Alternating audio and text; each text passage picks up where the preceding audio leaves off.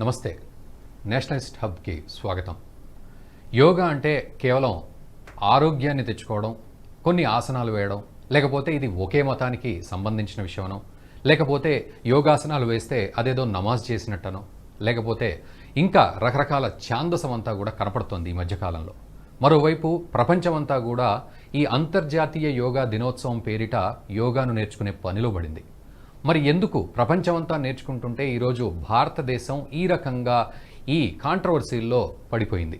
నిజానికి యోగా అంటే ఏమిటి, అసలు అది ఎటువంటి యోగం, మానవాళికి ఏ విధంగా ఉపయోగపడే ఆ యోగం భారతీయులు ఇప్పటివరకు నేర్చుకున్నారు? ఎంతోమంది ఋషులు ఎన్నో సూత్రాలను కనిపెట్టారు. మరి ఇదంతా కూడా మనం కూలంకషంగా చర్చిద్దాం. కేవలం చిన్న యోగాసనం మాత్రమే కాదు, ఆరోగ్య సూత్రం మాత్రమే కాదు, ఒక పెద్ద ప్రపంచమే ఉంది ఈ యోగంలో. మరి అదేంటో మనం తెలుసుకుందాం. ఇదే అంశంపై మాట్లాడడానికి మనతో పాటు ఉన్నారు బ్రహ్మశ్రీ శ్రీనివాస బంగారయ్య శర్మ గారు, ప్రముఖ ఆధ్యాత్మికవేత్త, భారతీ తీర్థ పురస్కార గ్రహీత, దీనికి తోడు తత్వం చారిటబుల్ ట్రస్ట్ వ్యవస్థాపకులు. సో వారిని అడిగి మరిన్ని విశేషాలు తెలుసుకుందాం. నమస్కారం గురుగారు. నమస్తే అండి.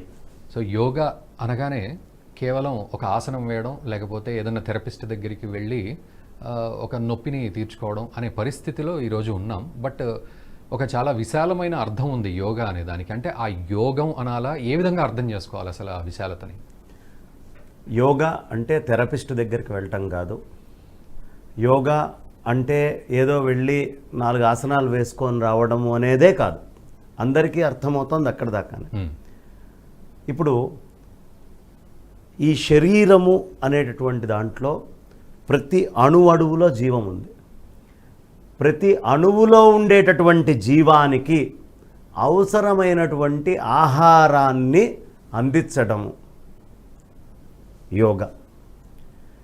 ఈ బుద్ధి బ్రెయిన్ ఉంది. బ్రెయిన్ లోపల కూడా ఏమంటే వీడికి బీబీబీ వచ్చింది అంటారు. బీబీబీ మీరే సైకియాట్రిస్ట్ దగ్గరికి, న్యూరాలజీ వాళ్ళ దగ్గరికి వెళ్తే బీబీబీ బ్రెయిన్ బ్లడ్ బ్యారియర్ అంటారు. అంటే వాడికి ఇంకా ఆహారం అందదనమాట. ఆ బ్లడ్లో నుంచి అది ముందరికి వెళ్లకుండా ఓ బ్యారియర్ లాగా వస్తుంది. ఆ బ్రెయిన్కి అవసరమైనటువంటి బ్యారియర్ని తీసి అక్కడికి కూడా శక్తిని పంపించాలి అంటే బ్రెయిన్ యాక్టివ్గా ఉంచాలి అన్నా కూడా యోగా యొక్క అవసరం చాలా ఉంటుంది. ఈ యోగా అనేటటువంటి శబ్దము మనం భగవద్గీత చదువుతూ ఉంటాం.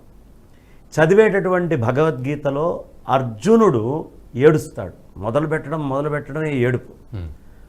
వ్యాసుల వారు విచిత్రంగా అర్జున విషాద యోగం అని పేరు పెట్టారు దానికి.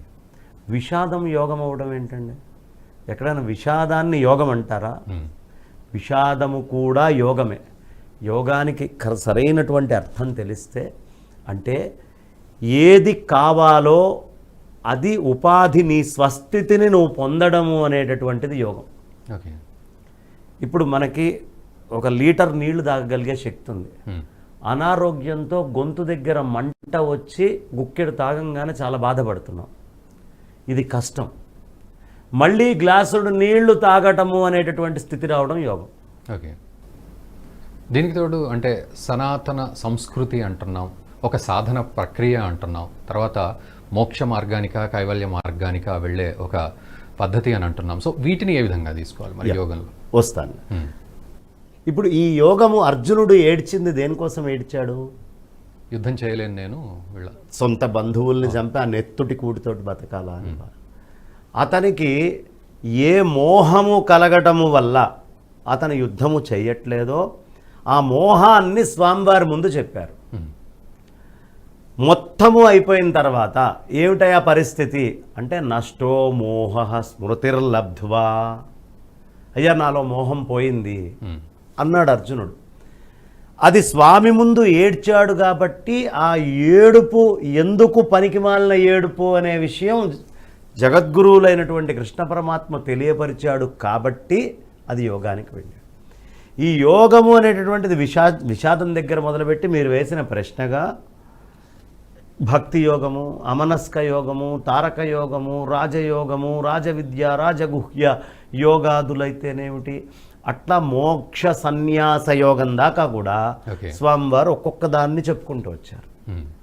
ఇందులో ఇప్పుడు దేవుడి దయ వల్ల ఈ యోగము అంటే ఏదో ఆసనమే అనేది కాకుండా మేము క్రియాయోగం చేస్తామండి మాస్టర్ సివివి గారి దగ్గరికి వెళ్ళి లేదు మేము సుదర్శన క్రియ చేస్తామండి ఆర్ట్ ఆఫ్ లివింగ్ రవిశంకర్ గారి దగ్గరికి వెళ్ళి, లేదు జగ్గి వాసుదేవ్ గారి దగ్గరికి వెళ్ళి ఇంకొక రకమైన యోగం చేస్తామండి, పతంజలి వారి దగ్గరికి వెళ్ళి ఒక అద్భుతమైనటువంటి యోగాసనాలు మేము అందరము కూడా నేర్చుకొని చేస్తామండి రామ్దేవ్ బాబా గారి దగ్గర.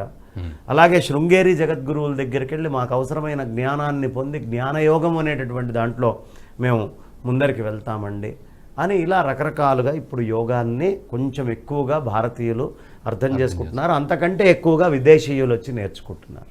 ఓకే, ఇవాల్టి రోజున ఈ యోగము అనేటటువంటిది మీరు అడిగిన ప్రశ్నలో శరీరాన్ని, మనస్సుని, వాక్కుని మూడిటిని ఎప్పుడూ కోల్పోయినటువంటి శక్తిని కోల్పోనీయకుండా ఆ శక్తివంతంగా నిల్చోబెట్టేటువంటి దాన్ని యోగా అంటారు.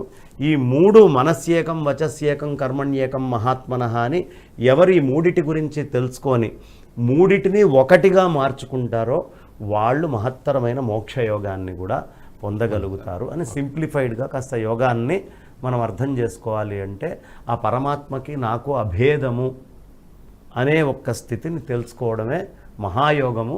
దానికంటే అక్కడ దాకా వెళ్ళటానికి అనేక మెట్లతో కూడిన యోగాలు ఉన్నాయి. ఓకే, అది స్టార్ట్ అయ్యేది ఆసనాలతోటి, ఎండ్ అయ్యేది జీవబ్రహ్మాత్మేకంతో. ఓకే, అంటే గురువుగారు ఇంత విశాలమైన విషయాన్ని మీరు చెప్తూ ఉన్నారు, బట్ ఈరోజు పరిస్థితి ఏ విధంగా ఉంది? అంటే ఇందాక నేను అడిగినట్టు అర్థం చేసుకునే పరిస్థితి అనే విషయానికి వస్తే కేవలం ఆసనాలు వేయడం, ఏదో నడుము నొప్పి ఉంది కాబట్టి, లేకపోతే ఏ థైరాయిడ్ ఉందనో, ఈ చాలా లోపలికి వెళ్ళిపోయాం, కానీ చాలా ఏమంటారు బ్రాడ్ మైండ్నెస్ అనేది లేకుండా అయిపోయింది. సో అది ఎలాంటి సిచ్యువేషన్ మరి? అంటే ఇప్పుడు ఎలా వచ్చిందంటే, ఒకప్పుడు యోగం పరమాత్మని పొందడానికి చేసేవాళ్ళు, ఇప్పుడు యోగా అంటే నా బాడీలో ఎంత కొలెస్ట్రాల్ నేను తగ్గించుకోగలుగుతున్నాను, నాకు కొవ్వు ఎంత తగ్గుతోంది, నేను స్ట్రెస్ మేనేజ్మెంట్ ఎంత చేసుకోగలుగుతున్నాను, చలో నేను నిద్ర లేచిన తర్వాత యాక్టివ్గా ఉండడం కోసం నా శరీరాన్ని ఎంత బూస్టప్ చేసుకోగలుగుతున్నాను, ఈ స్థితిలో ఆలోచించేదే యోగా అయింది ఇప్పుడు. అంటే మరి నీచ స్థితి అని అనుకోవచ్చా దీన్ని? నీచాన్ని ఎందుకనాలి, ఉత్తమమే. ఎక్కడో అక్కడ అసలు మొదలైతే కావాలి కదా. ఓకే, కాబట్టి ఈ మొదలయ్యేటటువంటిది వాళ్ళల్లో దాంట్లో తేడా కనిపిస్తోంది, ప్రపంచవ్యాప్తంగా కనిపిస్తోంది ఇది. అంటే ఏదో ఒక భారతదేశంలోనే పతంజలి మహర్షి చెప్పిన ఊళ్ళోనే కాదు. ఇవాళ ఏ రకమైన ఫుడ్ హ్యాబిట్స్ తినే వాళ్ళకైనా, జర్మనీలో ఒక ఫుడ్ హ్యాబిట్ ఉంటుంది, ఫ్రాన్స్లో ఒకటి ఉంటుంది, దుబాయ్లో ఒకటి ఉంటుంది, షార్జాకు వెళ్తే ఒకటి ఉంటుంది, యుఎస్లో ఒకటి ఉంటుంది, యూకేలో ఒకటి ఉంటుంది, కెనడాలో ఒకటి, సింగపూర్లో ఒకటి, ఆస్ట్రేలియాలో ఒకటి. ఎక్కడికి వెళ్ళినా అన్ని రకాల ఆహార పదార్థాలతో ఉన్న ప్రతి మానవుణ్ణి ఉత్తేజపరచగలిగేటటువంటి అత్యంత అద్భుతమైన వైశ్వికమైనటువంటి బిగినింగ్ విద్య కింద దీన్ని చూస్తున్నారు ప్రపంచమంతా. ఇంకా చెప్పాలి అంటే యోగా విషయంలో మనకంటే కూడా పాశ్చాత్యులే చాలా సీరియస్గా నేర్చుకోవడము అనేది మొదలు పెడుతున్నారు. వాళ్ళు ఎక్కువగా ఇక్కడ ఉండేటటువంటి ఆశ్రమాలకు వచ్చి ఒక శృంగేరి జగద్గురువుల దగ్గరికి కానీ, లేదు ఒక సత్యసాయిబాబా గారి ఆశ్రమాలకు కానివ్వండి, ఓ జగ్గి వాసుదేవ్ గారి దగ్గరికి కానివ్వండి, ఒక ఆర్ట్ ఆఫ్ లివింగ్ రవిశంకర్ గారి దగ్గరికి కానివ్వండి, ఇలాంటి ప్రదేశాల్లోకి వచ్చి ఏకాంతంగా కూర్చొని విశేషమైన సాధన చేస్తూ దాంట్లో ఉన్న శక్తిని ఎక్కువగా ఆస్వాదిస్తున్నారు. భారతీయులు మేము సెక్యులర్ అంటూ వాళ్ళకు అవసరమైనంత మటుకు యోగాన్ని నేర్చుకుంటూ, ఈ యోగాకి మాకు సంబంధం లేదు, యోగాకి ఋషులకి సంబంధం లేదు, యోగాకి హిందూ ధర్మానికి సంబంధం లేదు, యోగా అంటే it's a type of exercise.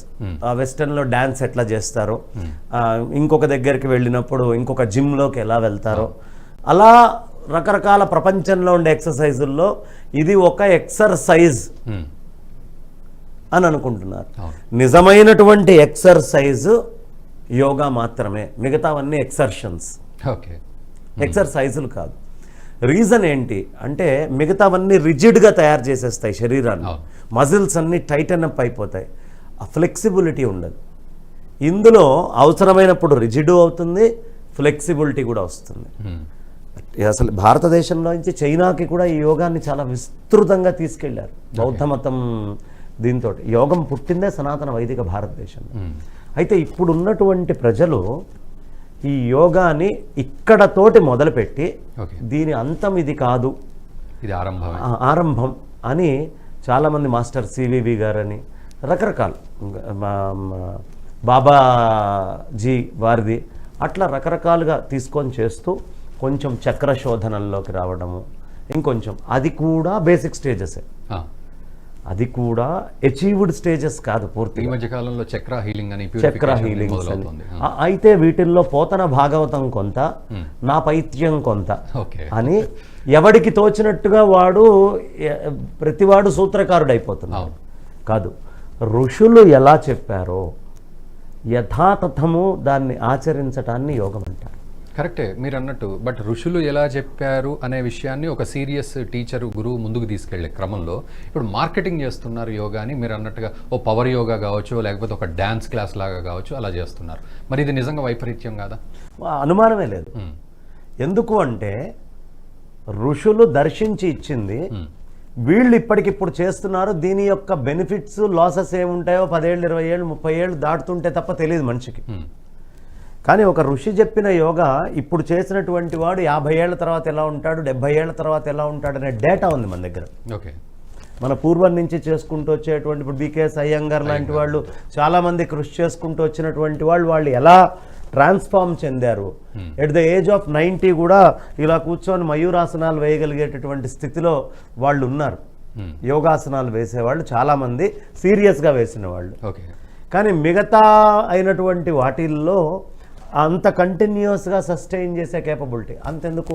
మొన్ననే మహానుభావులు పెద్దలు మోడీ గారి సన్నిధిలో పద్మశ్రీ అవార్డు తీసుకున్నారు. 120 ఏళ్ల వయస్సు అయింది. ఎవరి దగ్గర? మన సాక్షాత్తు కాశీలో ఉంటారు ఆయన ఇప్పటికీ కాశీలో అట్లా 120 ఏళ్లకు వంగి కూర్చొని లేవగలిగి యోగా చెప్తున్నారు. ఏమిటి దీని అర్థం అంటే యోగాలో మిగతా అన్నిటికంటే కూడా విశేషమైనటువంటి కొన్ని లక్షణాలు ఉన్నాయి. యోగా చేయడం వల్ల స్ట్రెస్ రిలీజ్ అవుతోంది అంటే మనస్సు మీద పనిచేస్తుంది. మరి మనస్సుకి ఇవాళ వేరే ఎక్కడికైనా వెళ్తే మెడిసిన్సే మందు అవుతున్నాయి. కానీ మనస్సుని కూడా నియంత్రణ చేసి కూర్చోబెట్టగలిగే శక్తి యోగాకుంది. ఇష్టం వచ్చినట్టుగా కోపం వచ్చి అరిచేవాడు వాడి మాటని కూడా వాడు నియంత్రణ చేసుకుంటున్నాడు యోగా ద్వారా. ఎంత అవసరమో అంతే మాట్లాడుతూ ఉన్నాడు. యోగాకి మాటని నియంత్రణ చేసే శక్తి ఉంది. శరీరంలో ఒక దగ్గర ఫ్యాటు, నొప్పులు, గిప్పులు రకరకాలుగా ఉన్నవాళ్ళు ఆ శరీరాన్ని మొత్తాన్ని పడుకోబెట్టి ఒక సిస్టమేటిక్ వేలో సూర్య నమస్కారాలు చేస్తూ ఒక కుక్కుటాసనమో, ఒక మర్కటాసనమో, ఒక పద్మాసనమో, ఒక ధనురాసనమో ఇలా ఆసనాలని వేసుకుంటూ వెళ్ళటం వల్ల వాళ్ళ శరీరంలో బ్లడ్ ఫ్లో అంతా ఎనర్జీయే కదా, ఆ ఎనర్జీని ఎలా ఆపరేట్ చేయాలి అనేది మొత్తం. అందుకనే ప్రపంచవ్యాప్తంగా ఇన్ని రకాలైన సాధనాలు ఉన్నా యోగాకు వచ్చినటువంటి ప్రాబల్యం ఇంక దేనికి రాలేదు. కాబట్టి యోగా అంటే ఒక బిగినింగ్ స్టేజ్లో ఇదే మీరు అడిగిన ప్రశ్నకి. కానీ ఇక్కడికి ఆగదు. ఇది చాలా దూరం వెళ్ళి జీవబ్రహ్మాత్మైక దాకా కలిపేటటువంటిది. అందుకనే జీవబ్రహ్మాత్మైక యోగం అంటారు దాన్ని. అక్కడికి వెళ్తే అది నిజమైన పూర్ణ యోగం. ఓకే గురువు గారు, అంటే మీరు అంటున్న ప్రకారం కొద్దిగా లోతుల్లోకి వెళ్దాం ఒక్కసారి. యోగా విషయం కావచ్చు, యోగం అనే విషయం కావచ్చు. సో అష్టాంగ యోగం అంటాం కదా, సో అంటే ఏమిటి అంటే దాన్ని ఎలా అర్థం చేసుకోవాలి? అష్టాంగ యోగము అంటే యమ, నియమ, ఆసన, ప్రాణాయామ, ప్రత్యాహార, ధారణాత్, ధ్యాన, సమాధి, ఇవి 8. ఇందులో యమము అంటే కాస్త బ్రహ్మచర్యం ఎట్లా ఉండాలి, ఇతరుల దగ్గర నుంచి ఏ వస్తువుల్ని కొట్టేయకుండా, అస్థేయం ఊరినే తీసుకోకుండా, పరిగ్రహం అన్నిటినీ పుచ్చుకొని తీసుకోవడం కాకుండా మనల్ని మనం నియంత్రణ చేసుకుంటూ ఎలా జీవించాలి, అది ఒక నియమబద్ధంగా ఎలా ఉండాలి, అలాగే ఎలాంటి చోట్ల కూర్చోవాలి, ఆసనం అంటే ఏమిటి అంటే ఆసనాలన్నీ కూడా ఇందులో వచ్చేస్తాయండి.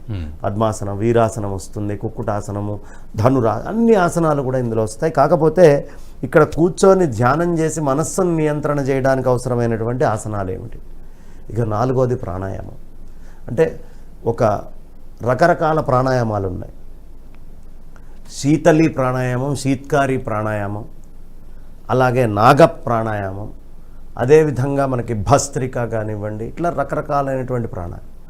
అనులోమ విలోమం ప్రధానంగా చెప్పబడ్డాయి. ఈ అనులోమ విలోమ ప్రాణాయామాలు ఎలా చేయాలి ఇవన్నీ గురువు దగ్గర కూర్చొని నేర్చుకో. ఇప్పుడు మనం ఊరికనే పేర్లు చెప్పుకోవడానికి బాగుంటాయి, కానీ ఇవన్నీ కూడా భ్రామరి ఎట్లా చేయాలి అవన్నీ కూడా ఒక గురువు దగ్గర ఆశ్రయించి చక్కగా నేర్చుకుంటూ లోపల ఉండేటటువంటి ప్రాణాలని, మ్మ్. అంటే మన శరీరంలో 5 రకాల ప్రాణాలు ఉంటాయి. ప్రాణ, అపాన, వ్యాన, ఉదాన, సమానాలు. ఇంకొక రకాలైనటువంటి పంచ ఉపప్రాణాలు ఉంటాయి. నాగ, కూర్మ, కృకుర, దేవదత్త, ధనంజయాలని 5 రకాల ఉపవాయువులు ఉంటాయి. మ్మ్. అంటే ఫర్ ఎగ్జాంపుల్ మన వాళ్ళు ఎంత దూరం ఉన్నారో చూడండి. యోగాలో ప్రపంచంలో ఎవరు రీచ్ కాలేని స్థాయిలో ఉన్నారు. ఎలా? ప్రాణము అంటే ఏమిటి? ముక్కులో నుంచి మీరు గాలి తీసుకుంటున్నారు, అదో 12 అంగుళాలు వెళ్తుంది, వెళ్ళి పులుసు గాలై మళ్ళీ బయటకు వచ్చేస్తుంది.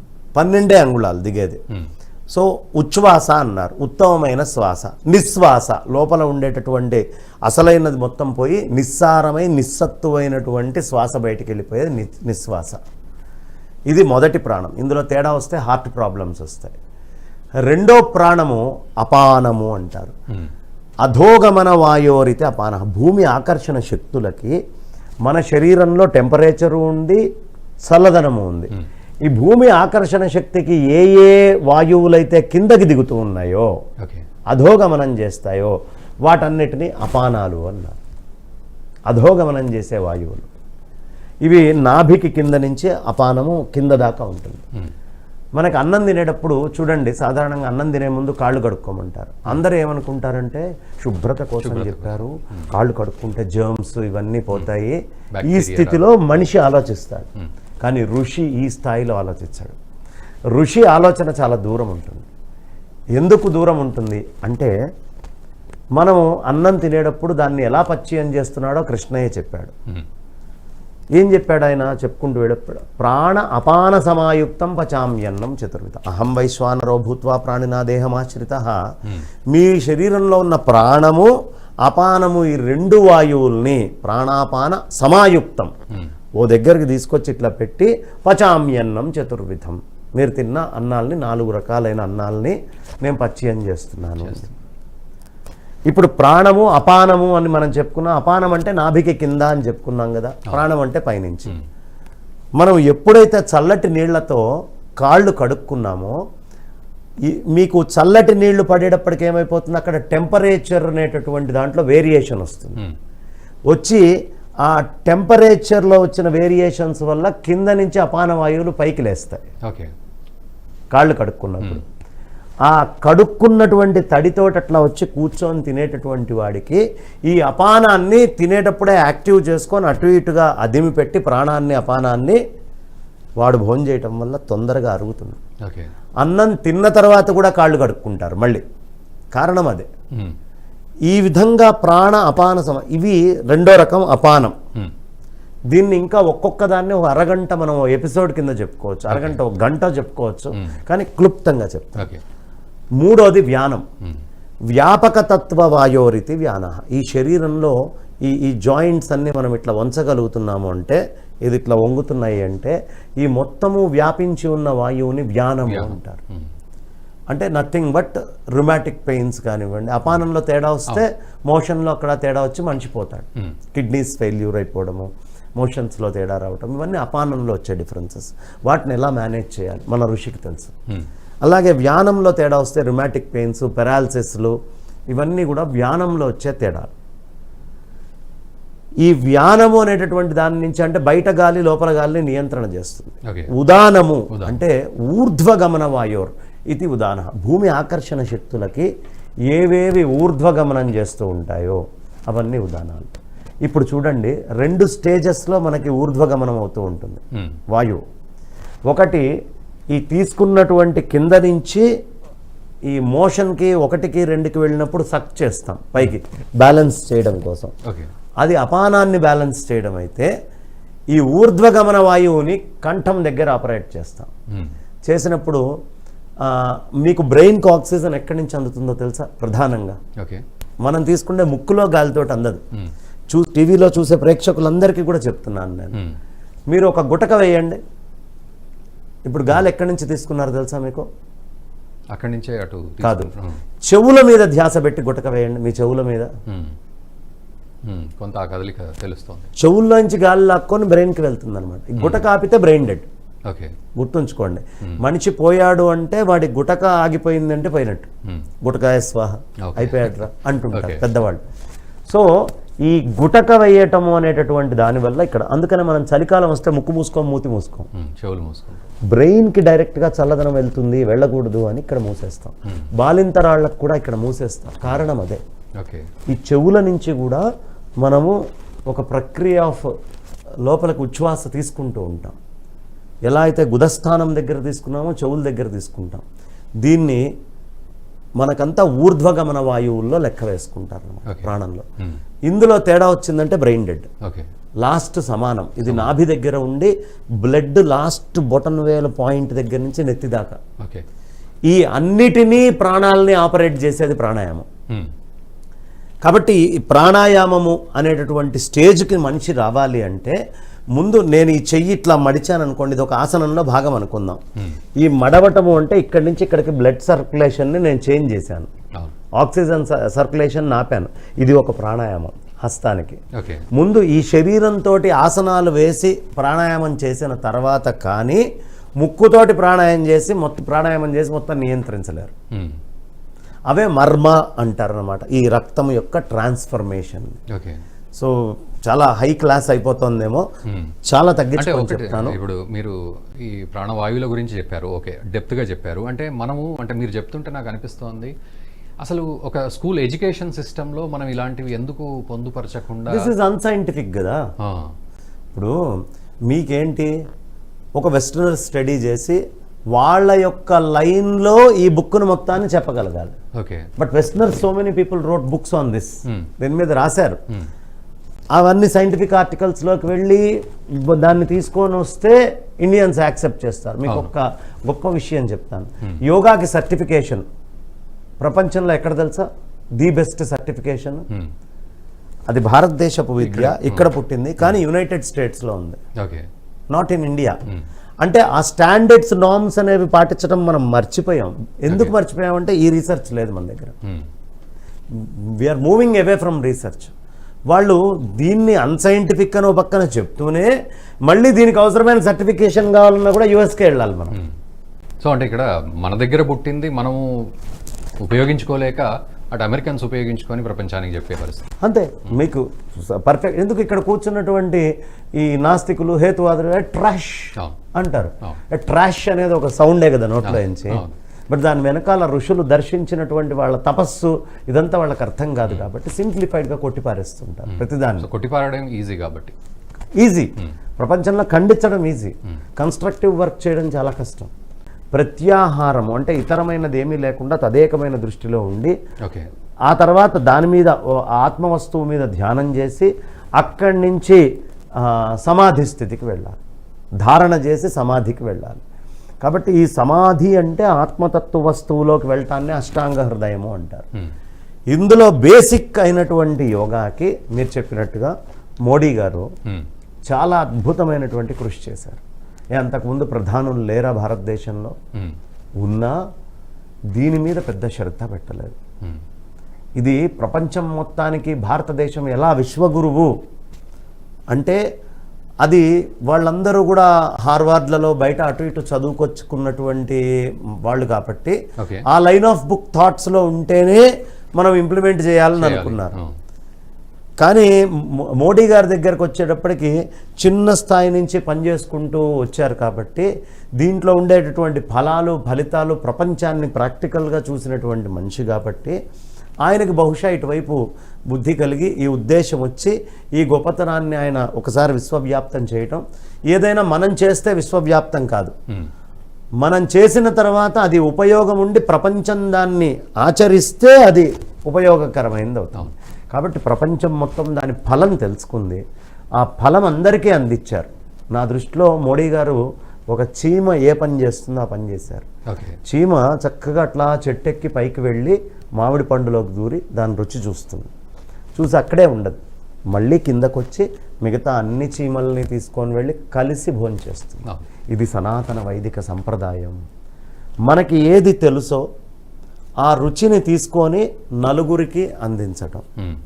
అందుకని అంతర్జాతీయ యోగా డే కింద దీన్ని మార్చడంలో మోదీ గారు అయితేనేంటి ప్రస్తుతం ఉన్న సెంట్రల్ గవర్నమెంట్ కృషి చాలా విశేషంగా ఉంది. దాన్ని ప్రపంచం అంగీకరిస్తోంది, మనం చెప్పేదేముంది. మీరు అన్నట్టు ప్రపంచం అంగీకరిస్తోంది. కాకపోతే దీన్ని కొంత కాంట్రవర్సీ చేస్తున్నారు. ఏమిటి అంటే ఇది కేవలం హిందూ మతానికి సంబంధించింది, మిగతా వాళ్ళు పాటించకూడదు అనే కాంట్రవర్సీ. అంటే ముఖ్యంగా మనం ఇప్పుడు ఉపయోగిస్తున్న శ్లోకాలు కావచ్చు, లేకపోతే అర్థాలు కావచ్చు, ఇవన్నీ కూడా హిందూ మతానికి సంబంధించి ఒక మతానికి పులమడం అనేది ఎంతవరకు కరెక్ట్? దాన్ని ఎంత తెలివి తక్కువతనం అంటారంటే, ఒక మామిడి పండు కాచిందనుకోండి చెట్టుకి, ఇది భారతదేశంలో పుట్టింది, ఇది కేవలం హిందువులు తినాల్సినటువంటి పండే, ఇది మిగతా ఎవరు తినకూడదు. ఓకే. ఈ భారతదేశంలో సుగంధ వృక్షాలు చాలా పుట్టినాయి. ఈ సుగంధ వృక్షాలు కేవలం భారతీయులు వాసన చుట్టానికే, సుగంధపు వాసన ప్రపంచం చూడకూడదు అన్నట్టుగా ఉంది అన్నది ఎంత మేధా సంపత్తితో కూడినటువంటి మాటో. యోగా అనేటటువంటిది శరీరం ఉన్న ప్రతివాడికే అవసరం. చేతులు, కాళ్ళు, ఒంట్లో ప్రాణము, కళ్ళు, ముక్కు అన్నీ ఉన్నాయి కదా. అంటే మరి అన్ని మతాల వాళ్ళు దీన్ని అర్థం చేసుకునేది ఎట్లా? మతము అనేటివి వచ్చేటప్పటికి కేవలం నా బుక్లో ఉన్నంత దాకానే మతము అని ఎవరు అక్కడికే అయిపోయి వాళ్ళని రెస్ట్రిక్ట్ చేసుకుంటారో వాళ్ళకి దీని మహాత్మ్యం అర్థం కాదు. నువ్వు ఆ మతంలో ఉన్నా తలుపులు వేసుకొని చెప్పిన యోగా చేయి, నీకు ఫలం వస్తుంది. ఓకే. సూర్యుడు అనేటటువంటి వాడిని మొట్టమొదట భారతీయుడు ఆరాధించాడండి. సూర్యుడికి నమస్కారం చేశాడు. సూర్యుడు అనేవాడికి మొట్టమొదట భారతీయుడు నమస్కారం చేశాడు కాబట్టి సూర్యుడి నుంచి వచ్చే ఫలాలు కానీ సూర్యుడివి కానీ ఒక్క భారతీయులకి, హిందూ ధర్మానికి చెందినవే అంటారా అని అనలేం కదా. సూర్యుడి నుంచి వచ్చే కిరణం ప్రతివాడికి కావాలి. సూర్య నమస్కారం చేయడం వల్ల సౌరతత్వం నుంచి వచ్చే శక్తులు శరీరానికి తొందరగా పడతాయి. సౌరశక్తి లేకుండా ఎవడు బతకలేడు. కాబట్టి సౌరశక్తిని ఎట్లా ఆరాధించాలి? ప్రాణాయామం చేయటం అంటే ప్రపంచంలో ఉండే వాయువుల్ని ఎలా ఒడిసిపెట్టి మనం ఆరోగ్యంగా ఉండాలి. వాయువు నాకు వద్దని ఎవడైనా అంటాడా? అంటే కొన్ని ఆసనము అనేటటువంటిది భూమికి సంబంధించినటువంటి, భూమి యొక్క లోపలికి గుంజుకుండేటటువంటి గ్రావిటేషనల్ శక్తి ఏదైతే ఉందో ఆ గ్రావిటేషనల్ ఇంపాక్ట్కి ఆసనాలకి చాలా దగ్గర సంబంధం. దాని గ్రావిటేషనల్ ఇంపాక్ట్ నుంచి దూరంగా బతకాలి అని ఎవరైనా చెప్తారా? స్పేస్ని ఎలా వాడుకోవాలి? Inner space and external space, inner waters and external waters, ఇన్నర్లో ఉండేటటువంటి ఫైర్ని, ఎక్స్టర్నల్ ఫైర్ని, ఇన్నర్గా ఉండేటటువంటి ఎయిర్ని, ఎక్స్టర్నల్గా ఉండేటటువంటి ఎయిర్ని, ఇన్నర్గా ఉండేటటువంటి గంధము అర్త్ని, బయట ఉండే అర్త్ని ఎలా వాడుకోవాలని యోగం చెప్తుందండి. ఎవడికి ఈ పంచభూతాలు అక్కర్లేదో వాళ్ళకి యోగా అక్కర్లేదు. ఎందుకంటే మనది ఇది మతము చెప్పడం కాదు. చేతులు, కాళ్ళు, కళ్ళు, ముక్కు, మూతి ఉన్న ప్రతి వాడికి యోగా అవసరం. రెండో మాట లేదు ఇంకా.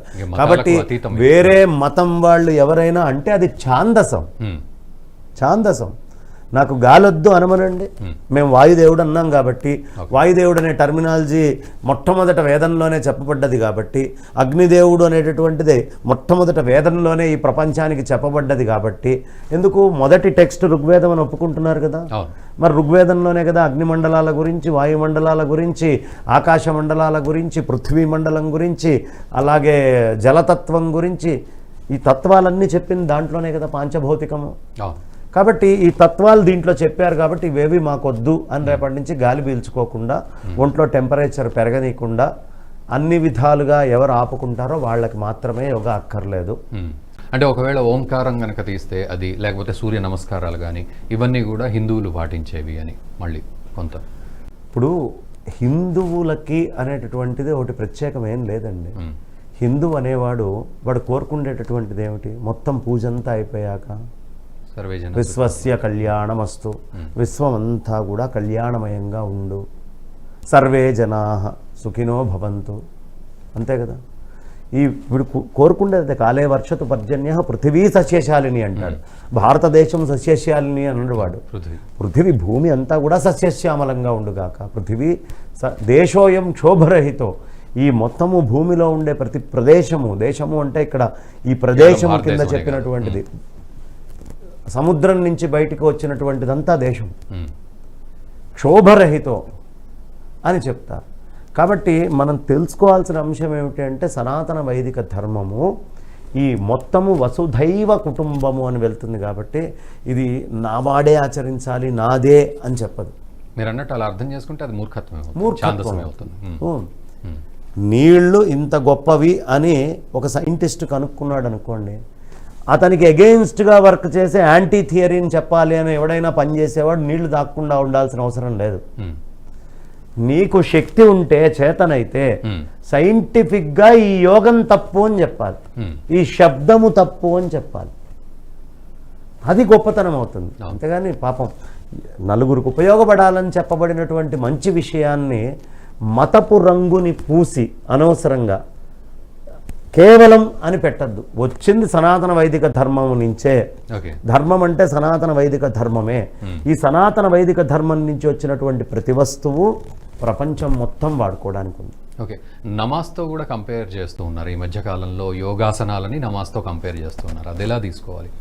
ఇప్పుడు యోగా అనేటటువంటిది ఒకవేళ మీరు కంపేర్ చేయడం స్టార్ట్ చేస్తే, పతంజలి మీ లెక్క ప్రకారమే బీసీకి చెందినవాడు. మీరు చెప్పుకునేటువంటి బీసీకి చెందినటువంటి వాడు పతంజలి.